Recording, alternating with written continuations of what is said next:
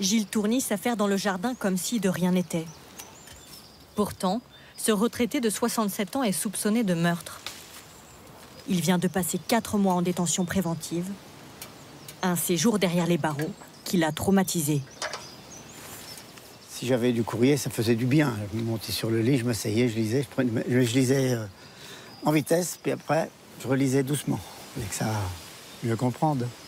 Puis tout le temps des encouragements, puis des mots très gentils de ma petite femme. Depuis 1 an, il clame son innocence. Je vous garantis, c'est pour moi qui a fait ça, et je voudrais bien qu'il trouve qui que c'est. Ça soulagerait sûrement beaucoup de monde, et puis ça ferait du bien à tout le monde. Il est hébergé provisoirement par sa fille au Puy-en-Velay, car il a interdiction de retourner dans son village, là où le meurtre s'est déroulé. Châteaumeillan, une commune du Cher de 2000 habitants. Fernand Mourao, 60 ans, divorcé et en pré-retraite, vit seul dans cette maison. Le 26 mars 2016, sa famille est inquiète. Elle n'a aucune nouvelle depuis 2 jours. 2 de ses sœurs se rendent sur place, mais n'osent rentrer dans la maison. Elles demandent au voisin de Fernand, Gilles Tourny, son ami depuis plus de 40 ans, d'aller voir. T'as pris ton cachet? Oui, ça y est. À l'intérieur, Gilles découvre dans le salon le corps sans vie de Fernand. Il y avait un peu la table de coucher, le buffet, tout, du sang à droite, à gauche. Et lui, il baignait dans son sang. J'ai bien vu qu'il n'était pas vivant, hein, ça se voyait. Hein. Il avait toute la figure en sang, un sang noir en plus, comme si c'était un sang qui avait caillé. Et pour moi, il avait été tué. Hein. C'est la baie rose. J'aime pas. Selon l'autopsie, Fernand Mourao est mort plus de 24 heures plus tôt, en pleine nuit. Il a été abattu avec une arme de calibre 9 mm. Selon les gendarmes, l'assassin aurait tiré une première fois à travers une fenêtre, touchant Fernand dans le dos. Puis il serait rentré dans la maison pour l'abattre de 2 balles dans la tête. Rien n'a été dérobé, et sur la scène de crime, ni trace ADN, ni empreinte digitale. Fait troublant, la voiture de Fernand, habituellement garée devant la maison, est rentrée dans le garage. Comme si le tueur avait voulu retarder la découverte du crime. Adélia est la sœur de Fernand. Elle se demande qui pouvait lui en vouloir. Le matin du drame, il est venu comme d'habitude prendre le café. Il n'avait pas l'air inquiet. Il est rentré, il a frappé, il est rentré. Je devais être dans la cuisine. Je l'ai vu, j'y ai dit « il est l'or, monseigneur ». Voilà, on avait des petites blagues comme ça. Et voilà, j'ai fait chauffer son café, il s'est assis, là, on a bu notre café. Maintenant, on voit la chaise vide. On a enlevé la vie à quelqu'un, notre frère. Il nous manque. Pendant 40 ans, Fernand Mourao a travaillé comme monteur électricien. Voilà, mon petit nounours. Père de 2 filles de 38 et 42 ans, il était réputé généreux et serviable. Il rigolait tout le temps. C'était un garçon voilà, qui disait oui tout le temps. Vous lui demandiez un service, il disait toujours oui. Mais derrière ce portrait de bon père de famille, les enquêteurs découvrent un homme dont la vie est un peu plus tumultueuse. Après son divorce, il aurait entretenu une relation avec une femme de 30 ans de moins que lui. Il aurait même eu un enfant avec elle, alors qu'elle était en couple. En 2014, l'enfant a 3 ans. Fernand entame des démarches pour qu'un test ADN soit effectué et que sa paternité soit reconnue. Pour ça, il engage maître Sylvie Rouault. Il m'a fourni une photo de l'enfant. On y décèle, mais peut-être est-ce par déformation une certaine ressemblance. Le père officiel de l'enfant, qui ne voulait pas se plier au test ADN, aurait menacé Fernand. Il m'a dit que cette personne lui avait dit qu'il fallait qu'il arrête la procédure, qu'il fallait qu'il arrête de ça et Oui, qu'il fallait absolument que ça se poursuive pas. Des prélèvements sanguins étaient prévus quelques jours après la mort de Fernand Mourao. La mère de l'enfant et son mari sont placés en garde à vue. Mais ils ont un alibi. Ils sont relâchés. Les enquêteurs vont alors s'intéresser aux plus proches voisins de la victime, Gilles et sa femme Simone. Lui était monteur électricien dans la même entreprise que Fernand. Avec Simone, ils ont eu 3 enfants. Ils faisaient aussi famille d'accueil. Selon Karine Berton, avocate d'une partie de la famille Mourao, le couple a un comportement troublant depuis la mort de Fernand. Dès que les enquêteurs arrivent sur place, ne serait-ce que pour lever les scellés, pour que la famille récupère des choses, ou voilà, Monsieur Tournier arrive tout de suite. Il se tient régulièrement informé, soit directement, soit par le biais de sa femme, auprès de la famille Mourao de l'avancée de l'enquête. Interrogés par les gendarmes, Gilles et Simone déclarent n'avoir entendu aucun coup de feu cette nuit-là, alors que leur maison est à quelques mètres de celle de la victime.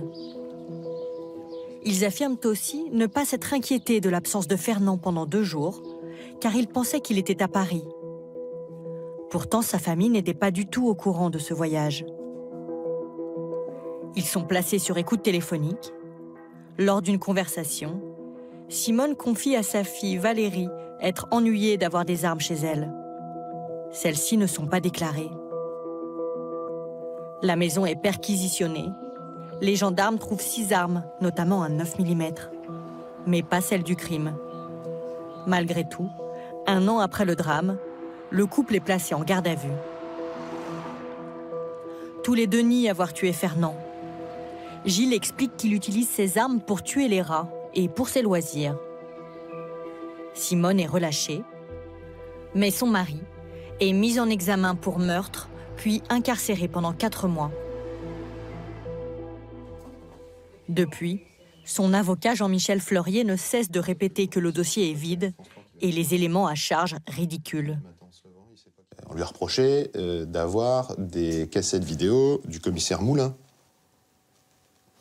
ou d'avoir des magazines style détective ou des choses sur les enquêtes policières. Voilà, ça, ce sont des éléments à charge. Le dossier est fait comme ça, d'éléments à charge de cette nature-là. C'est quand même assez extraordinaire. Et c'est surtout quelqu'un qui n'a pas la personnalité, en tout cas c'est ce que j'en suis convaincu, qui n'a pas la personnalité, qui n'a pas le caractère pour commettre ce type de fait. On est sur des faits d'une particulière violence. On est sur une élimination. Monsieur Mourao, il a été froidement exécuté. Il a été éliminé. Et pour moi, ça ne correspond absolument pas, effectivement, à Gilles Tourny. C'est pas possible. Les enquêteurs pensent pourtant avoir un mobile. Une vieille histoire de tromperie entre Gilles et sa femme Simone. Depuis la mesure d'éloignement, elle s'occupe seule de leurs animaux. Alors mon bébé, tiens, tiens, voilà ma petite belle. Il y a 36 ans, Simone a une liaison avec son voisin Fernand. C'était pour se venger. Car Gilles l'avait trompée avec la femme de Fernand. C'est une erreur de jeunesse. Hein. Bon, mon mari avait fauté, voilà. Et moi, ce que j'ai fait, c'est pas mieux, puisque j'ai voulu... j'ai fait la même chose, quoi, je veux dire. Mais c'est quelque chose qui n'a pas duré, qui n'a pas séparé notre couple. On a surmonté tout ça. Voilà. Il n'en a pas voulu à Fernand? Non. Non, non. Est-ce que ça a cassé leur amitié? Non. Enfin, ça peut-être sur le coup, peut-être qu'il y a eu un petit froid, voilà, mais certainement, hein. Depuis, Gilles et Simone se disaient profondément amoureux. Vous pouvez regarder la date, il est de 2009.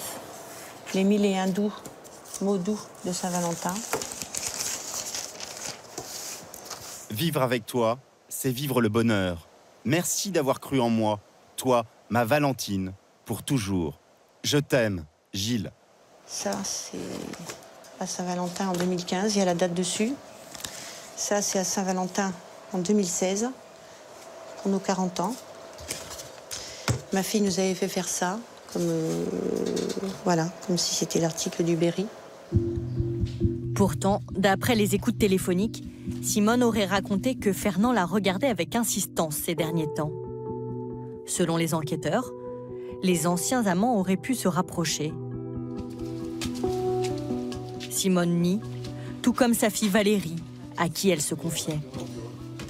Votre mère avait des sentiments pour Fernand? Ah non, pas du tout.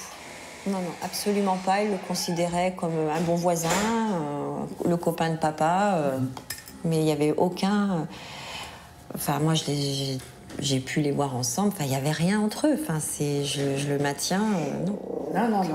Qu'un regard amical et c'est tout. Pour vous, ça c'était du passé? Oui, c'était du passé. Puis je vous dis bien effacé, hein, parce que... Les enquêteurs pensent également que Gilles serait violent. À nouveau, leur hypothèse repose sur une conversation téléphonique entre Simone et sa fille. Elle m'a raconté que papa avait eu un sommeil agité et que dans son sommeil, il lui avait donné un coup de poing au niveau de la lèvre. Donc elle me dit, ça m'embête, je suis marquée et je voudrais pas que les gens pensent que ton père est violent, puisque c'est pas le cas. Et de là, ça a été interprété que mon père était violent. Voilà. Alors que ça s'est fait dans le sommeil et que moi, comme mon frère ou ma sœur, on n'a jamais vu mon père lever la main sur ma mère. Pour Simone, non seulement son couple se portait bien, mais en plus, Gilles aurait été incapable de s'en prendre à Fernand, qui était son ami. Voilà, c'était là. Pour elle, ils étaient très complices. Voilà, c'était toujours là qui discutait, là qui passait aussi. Je leur disais même des fois, mais qu'est-ce que vous vous racontez? Parce que des fois, je cherchais mon mari, puis je disais, mais qu'est-ce que tu vous racontez comme ça? Tu dis que je suis pipelette, moi, au téléphone, mais voilà, si, ils se parlaient. Hein. Ah oui. Dans le village, beaucoup ont du mal à croire en la culpabilité de Gilles. Une association de soutien a déjà réuni 140 adhérents. Ah, c'est toi, Marie-Françoise? Il est reçu comme prévu. Ah bah c'est gentil. Certains vont jusqu'à apporter personnellement leur soutien à Simone. C'est des nouvelles de Gilou? Eh bien écoute, il a reçu des courriers aujourd'hui. Valérie m'a dit qu'il avait reçu 11 courriers. Ah d'accord. Alors peut-être qu'il y aura la lettre qu'on a envoyée. Que vous avez envoyée. Hein? Vous la soutenez? Beaucoup. Pourquoi? À fond. Parce qu'on ne pense pas du tout que Gilles soit coupable. Gilles est vraiment sera le dernier à faire ce genre de choses, quoi. Heureusement qu'on a du soutien. Elle est hyper courageuse. Hein. Je suis courageuse, mais j'avoue que j'ai toujours été une battante toute ma vie. Mais là, c'est dur hein, quand même. Il faut reconnaître que c'est dur et heureusement que j'ai du soutien. Les avocats de Gilles Tourny sont convaincus que leur client bénéficiera d'un non-lieu. Mais si le sexagénaire est renvoyé devant une cour d'assises, il risque jusqu'à 30 ans de prison. T'as pas froid là? Non, T'as les jambes qui flageolent. impeccable. Ah, ça va? T'as pas trop de vent? À 73 ans, Hein, papa? Gilles Tourny souffre d'une maladie neurodégénérative. Les oiseaux, ça chante là. C'est soutenu par sa femme, Simone, et leurs 2 filles, qu'il parvient encore à profiter tous les jours de son endroit préféré, son jardin. Coucou, tu les écoutes? Ah papa, tu les écoutes? Coucou. T'aimes bien faire ton petit tour dehors? Oh oui. Ça te fait du bien de prendre un peu l'air. Il était tout le temps dehors. Bah oui. Depuis 6 ans, l'homme est mis en examen pour l'assassinat de son voisin. Gilles Tourny a toujours clamé son innocence et d'autres suspects potentiels pourraient avoir été écartés trop rapidement. J'espère vraiment que ça soit reconnu. La vérité. Ça ne peut pas continuer comme ça. Enfin, je veux dire, qu'ils puissent s'en rendre compte. Voilà. Ça fait trop longtemps que ça dure. Ils ne méritent pas ça. On remonte? Ouais, c'est pas... Allez, on y va. Tout a commencé le 25 mars 2016, quand Fernand Mourao, 60 ans, est découvert mort chez lui. La veille, il avait rendu visite à Gilles et Simone. Les 2 familles vivaient l'une à côté de l'autre depuis 40 ans, à Châteaumeillan, une petite ville du Cher, et étaient devenues amies. Simone se souvient que quelques heures avant sa mort, Fernand ne semblait pas préoccupé. Il est venu boire le café, comme souvent avec Gilou, il se parlait à la barrière, puis après d'un seul coup il lui disait tu veux venir boire un petit café ou un truc. Et donc il était assis là. Et donc c'est vrai qu'il nous a bien parlé. Moi je revois tout ce qui, je le revois et je me rappelle tout ce qu'il a dit, tout ce qu'il nous a dit. Fernand était là et puis mon mari était là. Selon Simone, Gilles et Fernand conviennent de se revoir pour bricoler ensemble. Mais le lendemain matin, Fernand ne vient pas. Eh bien mon mari il revient, il me dit Fernand n'est pas là. Et alors il dit il est peut-être parti à Paris parce que de toute façon il n'y a pas la voiture. Mon mari s'est pas inquiété de plus, il pouvait dire qu'il venait puis qu'il venait pas, c'était pas grave ça. Le jour suivant, toujours pas de traces de Fernand. D'ordinaire, il rend visite tous les matins à sa sœur Adélia. Inquiète, elle décide de se rendre chez lui, accompagnée de sa sœur cadette. On est rentré dans la cour, on a été faire demi-tour derrière. Effectivement, on a vu que c'était tout fermé. C'est moi qui lui ai dit, écoute, appelle Gilles à côté. Et effectivement, elle l'a appelé, il est venu tout de suite. Il a été directement à la porte, il a frappé et il est ressorti pas longtemps après. Il a fait des mains, venez pas, venez pas, venez pas. Il y a du sang partout. Et où j'ai vraiment compris que c'était fini, c'est quand les pompiers sont arrivés, qu'ils allaient descendre le brancard et que les gendarmes ici ont dit non. Et là, j'ai su que c'était fini. Fernand Mourao gît à terre, dans son salon, dans une mare de sang séché. Il a 2 balles dans la tête. 2 autres balles ont été tirées depuis l'extérieur, à travers cette porte-fenêtre. Une véritable exécution.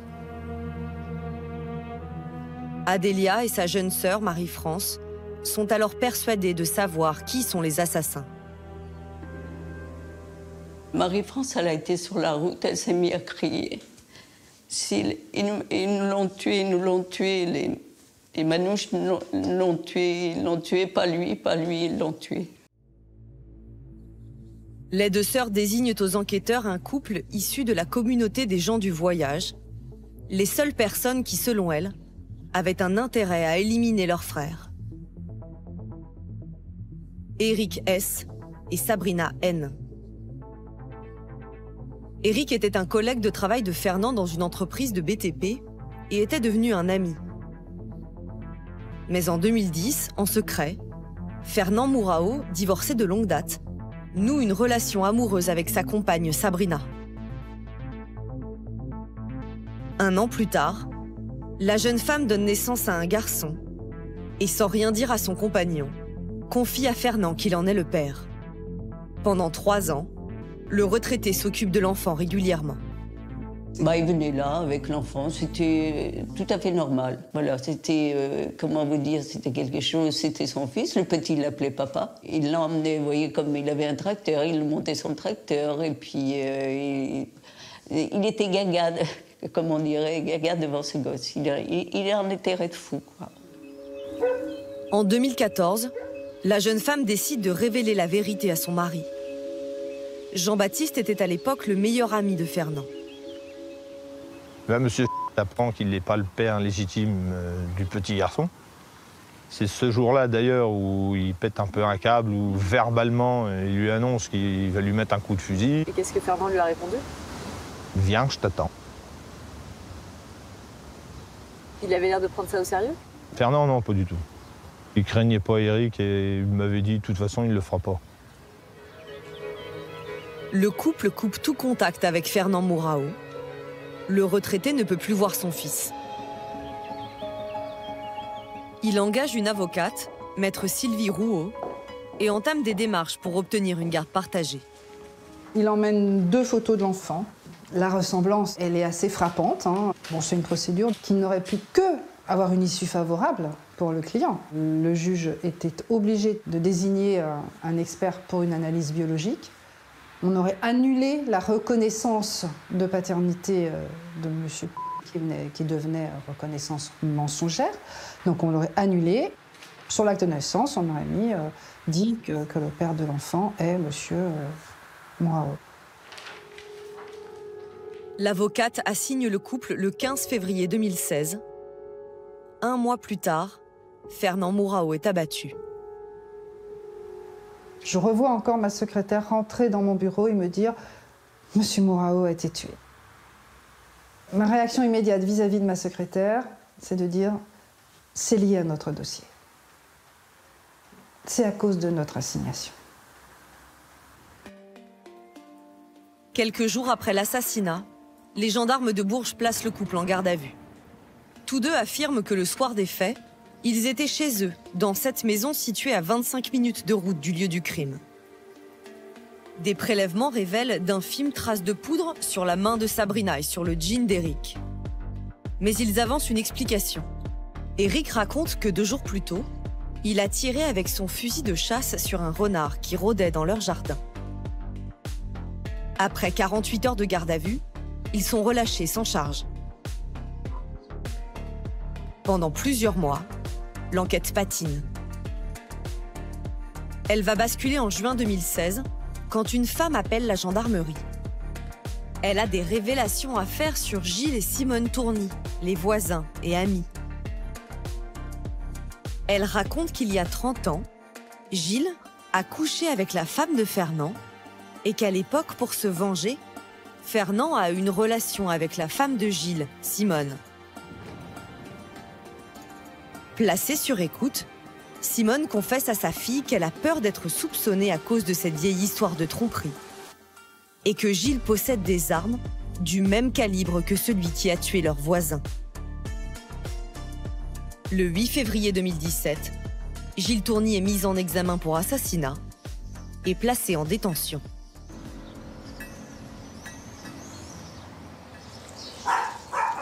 À l'époque, nous avions rencontré Simone Tourny, qui affirmait alors que son mari n'avait aucune raison de s'en prendre à Fernand.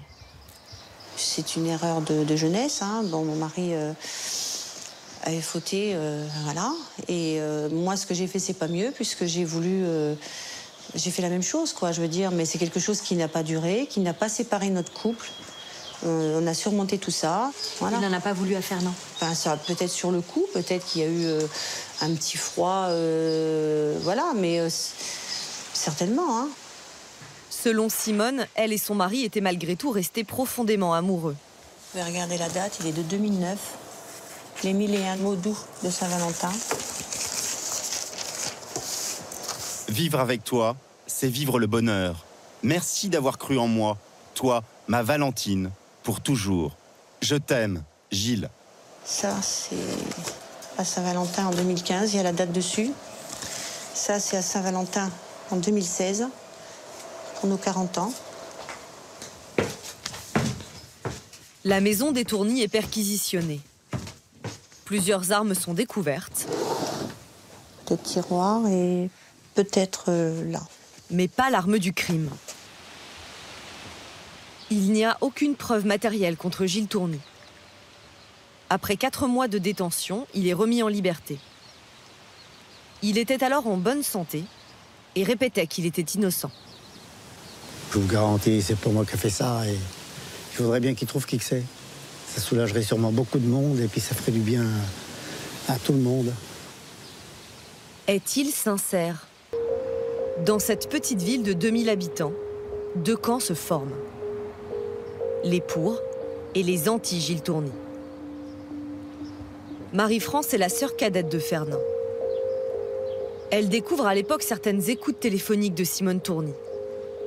Celle-ci aurait notamment sous-entendu que Fernand cherchait toujours à flirter avec elle. Lors d'une conversation téléphonique qu'elle a avec sa fille, une de ses filles, la Tourny dit qu'elle est plus tranquille et soulagée depuis que mon frère n'est plus là. Comment on peut dire des choses horribles comme ça? Et puis elle se met à rire.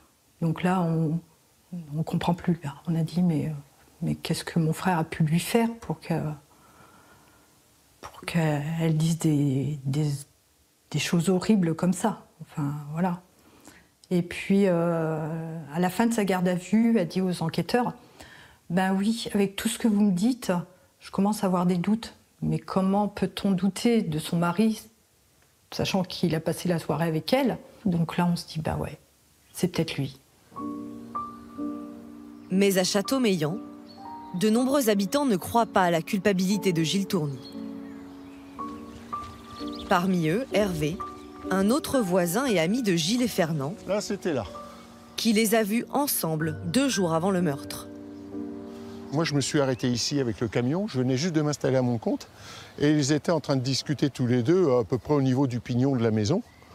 Comme je partais travailler, je me suis arrêté leur dire bonjour. Et ils m'ont dit d'aller bosser pour gagner leur retraite. Je suis reparti. C'était ça, c'était régulier. Hein. Vous avez jamais observé de tension entre eux? Ah non. Ah non, non, absolument pas. Ah non, non, non, jamais. Les enquêteurs pensent que si Gilles n'avait pas commis le crime, il aurait forcément dû entendre des coups de feu ce soir-là. Pourtant, il jure n'avoir rien entendu. Et selon Hervé, c'est tout à fait possible, comme il a pu le constater le jour de la reconstitution. Ils ont fait les essais de tir, extérieur et intérieur. J'ai été très surpris. Il n'y a que dans notre chambre, télé éteinte, où on entendait un petit, comme un pétard, mais à l'extérieur. D'autres habitants créent un comité de soutien qui dénonce une erreur et un acharnement judiciaire contre les Tourny.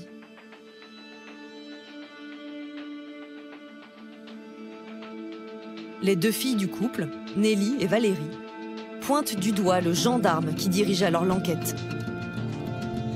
Les 2 femmes l'accusent d'avoir voulu tout interpréter dans le sens de la culpabilité de leur père. Il a beaucoup insisté sur les écoutes, où il voulait me faire dire que j'avais dit ça avec maman et j'ai pas voulu signer puisque je n'ai pas entendu l'écoute et que je n'ai pas lu la phrase non plus, je n'ai lu que des morceaux de phrases. Moi je sais que c'est avec moi que ma mère a eu cette conversation, elle n'a jamais rigolé au téléphone de la mort de Fernand et elle n'a jamais dit qu'elle était soulagée de la mort de Fernand. Ça a été du harcèlement et de la pression psychologique pour essayer de faire dire des choses peut-être qui étaient des choses fausses, que maman, c'est vrai qu'elle a dit à un moment « Arrêtez, vous allez me faire douter ». Mais elle ne l'a pas dit dans le sens qu'elle doutait de papa, parce qu'elle n'a jamais douté de lui. Mais quand on vous dit, on vous répète, on vous répète, on vous répète les choses, des fois on n'a peut-être pas forcément non plus les bons mots pour dire stop, arrêtez là, parce que j'en peux plus ». Leur avocat, Sylvain Cormier, souligne l'absurdité de la vingtaine d'éléments à charge retenus contre son client. Le point numéro 1, Gilles Tourny n'a pas porté assistance à la victime lorsqu'il a découvert le corps. Donc on a un cadavre avec 2 balles dans la tête. Il aurait fallu que Gilles Tourny fasse, je ne sais pas quoi, massage cardiaque ou bouche à bouche, pour que ce ne soit pas suspect aux yeux de l'enquêteur. Alors le 5, c'est toujours n'a pas. Il n'a pas sorti les chiens sur la route, mais uniquement dans sa cour. On vous dit, voilà, est-ce que vous avez promené les chiens ? Je ne me rappelle plus trop. Il faut se rappeler, monsieur, c'est très important. C'était il y a 18 mois, machin. Bon. Et alors, vous les avez sortis ou pas ? Non, je ne crois pas que je les ai sortis. Peut-être dans la cour. Ah, que dans la cour ? D'habitude, vous les promenez autour de la maison. Ouais, mais là, que dans la cour. Pourquoi, monsieur ? C'est très bizarre, ça. Voilà, donc ça, c'est un élément de grave suspicion. Donc, 12, Gilles Tourny aurait pu avoir possédé une arme de poing non retrouvée. Moi aussi, vous aussi, n'importe qui. Il n'a pas d'arme, mais peut-être qu'il aurait pu en avoir une. Mais c'est érigé en indice. On dit c'est un indice. Il aurait pu en avoir une, oui. Voilà comment on peut résumer les 21 points de démonstration qui sont détaillés sur près de 30 pages. Hein. Chercher un indice grave ou concordant là-dedans, il n'y en a pas un. L'avocat demande l'annulation de la mise en examen, en vain. Début 2019, la juge veut clore l'instruction et renvoyer Gilles Tourny devant une cour d'assises. Mais 2 nouveaux éléments vont une seconde fois orienter les soupçons vers Sabrina et Éric, le couple placé en garde à vue au tout début de l'enquête. Persuadée que l'instruction a été bâclée, la sœur de Fernand Mourao, Adélia, engage pour 6 000 € un expert en analyse ADN pour relire le dossier. Il s'avère que le mélange d'ADN caractérisé à partir... Cet expert relève qu'un ADN très similaire à ceux d'Éric et Sabrina a été retrouvé à l'intérieur du domicile de Fernand Mourao. Donc vous avez le même ADN sur la poignée de porte de mon frère intérieur, le même ADN que sur la poignée de porte de leur véhicule côté conducteur. Cet ADN est ensuite identifié comme celui de la fille aînée du couple, âgé de 9 ans à l'époque. Cette découverte est capitale, car Éric S. et Sabrina N. déclarent n'être jamais retournés chez Fernand depuis 2014, 2 ans avant sa mort. Auraient-ils menti? Se seraient-ils rendus avec leurs enfants chez Fernand juste avant sa mort? Les sœurs de Fernand en sont convaincues. Surtout depuis que Marie-France a découvert, en 2020, des photos de la scène de crime qui laissent penser que le fils illégitime de Fernand était chez lui le jour de sa mort. Sur une photo, il y a 2 ballons.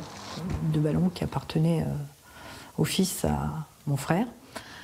Sur la table de salon, il y avait un vieux téléphone. C'est quand il avait son petit, il lui donnait pour qu'il joue. Il y avait dans la cuisine du chocolat, mon frère en mangeait jamais. Et il y avait une bouteille de sirop. Le mardi soir, je suis allée chez mon frère. Et la maison était rangée, c'est moi qui lui faisais le ménage, donc je savais comment c'était.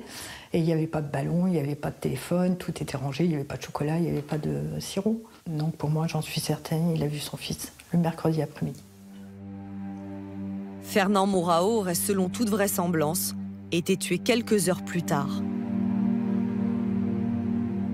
Éric S. et Sabrina N. n'ont jamais été réinterrogés à ce sujet. Ils vivent toujours à 25 minutes de Châteaumeillan, avec leurs 4 enfants. Moi, ce que je veux comprendre, c'est pourquoi l'ADN de votre fille, il est chez Monsieur Mourao. Je comprends pas.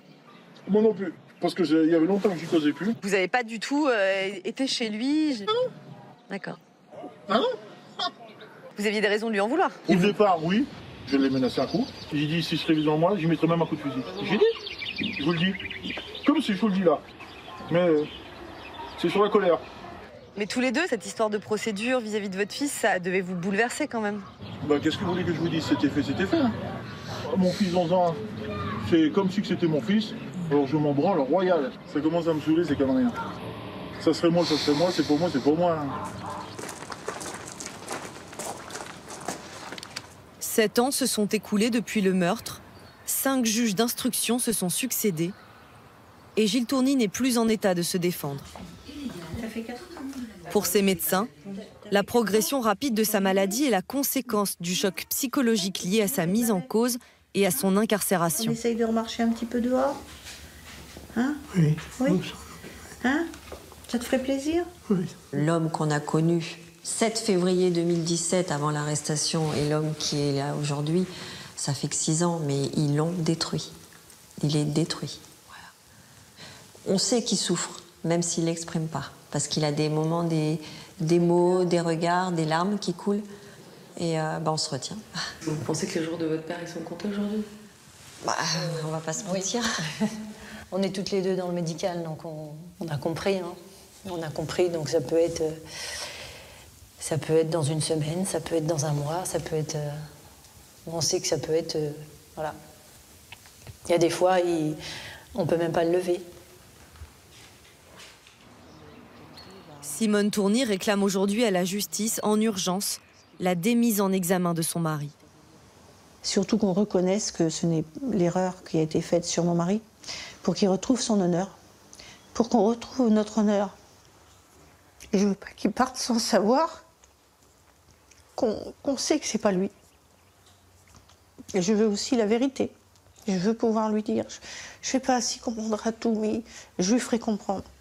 Qu'est-ce qu'ils attendent? Qu'il meure? Peut-être non. C'est ça? Ça va? Oui. Ouais. Si Gilles Tourny venait à décéder, le risque serait alors que la justice décide de clore l'enquête sur la mort de Fernand Mourao.